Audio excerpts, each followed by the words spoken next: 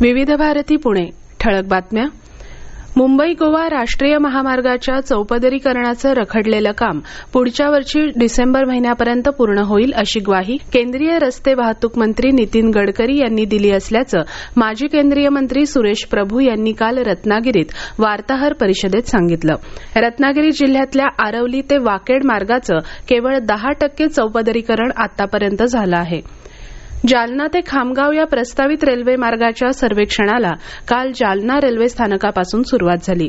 162 किलोमीटरचा हा रेल्वे मार्ग जालना आणि बुलडाणा जिल्ह्यातल्या 6 तालुक्यांमधून जाणार आहे. पंचगंगा नदीचं प्रदूषण रोखण्यासाठी महाराष्ट्र प्रदूषण नियंत्रण मंडळ आणि महाराष्ट्र राज्य औद्योगिक विकास महामंडळ यांची समन्वय समिती स्थापन करण्याचा निर्णय मुख्यमंत्री उद्धव ठाकरे यांच्या अध्यक्षतेखाली काल मुंबईत झालेल्या बैठकीत घेण्यात आला.